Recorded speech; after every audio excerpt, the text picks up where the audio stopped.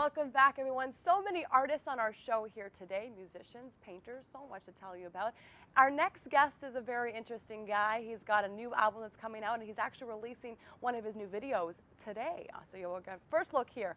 Most of you know him as Paul Castro, but the music world knows him as the Identity Crisis, and he joins me now on the big red couch. Welcome to the show. I'll call you the Identity Crisis because we're talking music here today. Okay, cool. Just call me the. We'll call you the. That works out. Well, of course, I mentioned we're going to be featuring your video here on the show today, and this is the world premiere. This is the television premiere.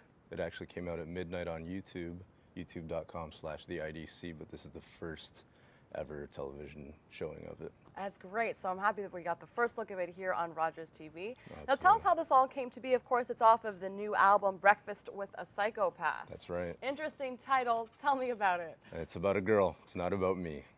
And well, anyways, the video came to be because for years, people have been asking for a music video. And I just didn't have the finances for it. I didn't, and I've been putting in for grants. There's a thing called Video Fact, now called Much Fact, and it's a tough thing to get into because, to be completely honest, it's not designed for guys like me to be getting the money. Like, to be completely honest, there's major labels that are getting that money.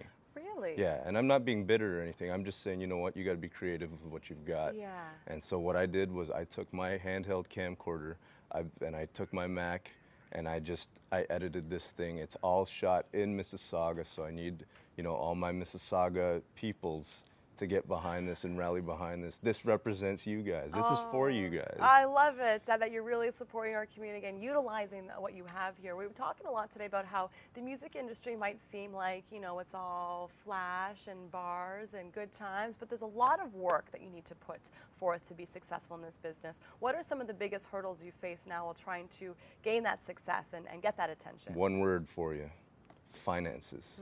To be completely honest, I work a day job, just so I can do this. All my money burns because of this silly music industry, and I feel like I'm burning myself at both ends sometimes. Yeah.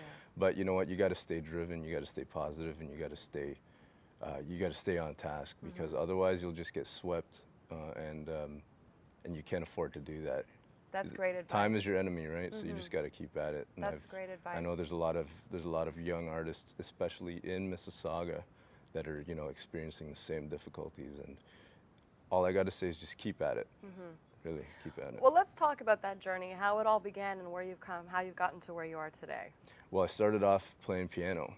Really? I'm a rapper now, but I actually teach private music lessons. I'm a legit musician, so you can't say that rappers are all non-musicians. Yeah.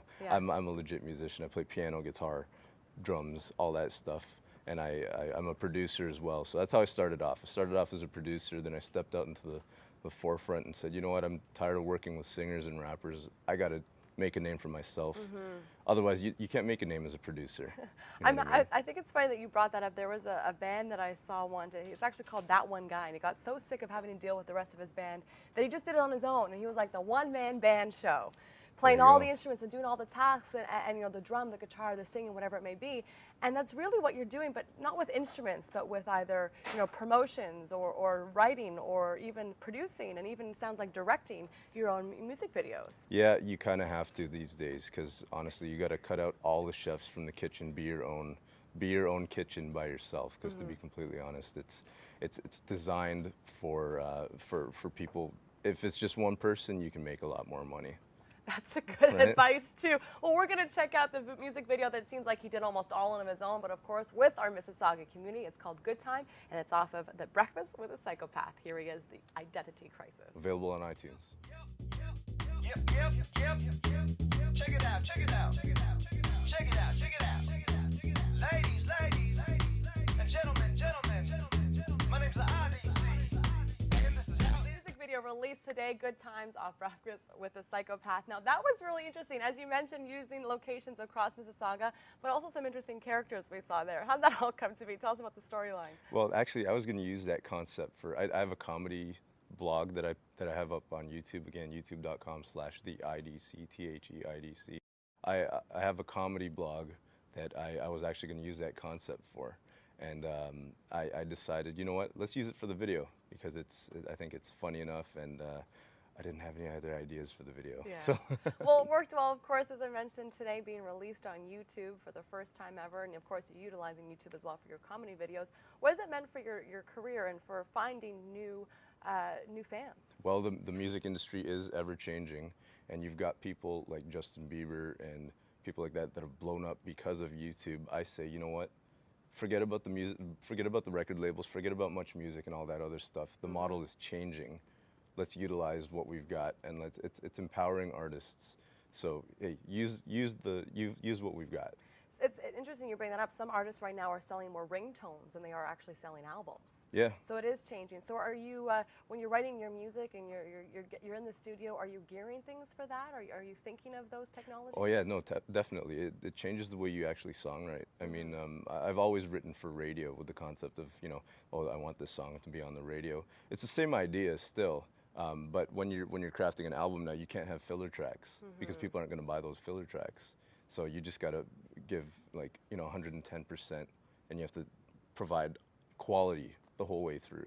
Give them what they want. Yeah, Give them what they definitely. want. Well, what does your audience want when it comes to your music, but also your performances, your live performances? Well, I can tell you one thing. My live show is definitely something you have to see in your lifetime. Sometimes I go by myself. Sometimes I have a live band performing behind me. But it's high energy, and it's like I had like 16 Red Bulls. I'm not even kidding you. So very high energy, it sounds like. Just keep running and running the whole show. Well, we can go and get your album, of course. Do we get that from your website? Yep, theidentitycrisis.com, and you can get it on iTunes as well. You can also get my first album, Record of the Year, on iTunes. Well, that's The Identity Crisis. Here's a little bit more of his music on our way out. We'll be right back. On the crabber. Now you're moving it like my private dancer.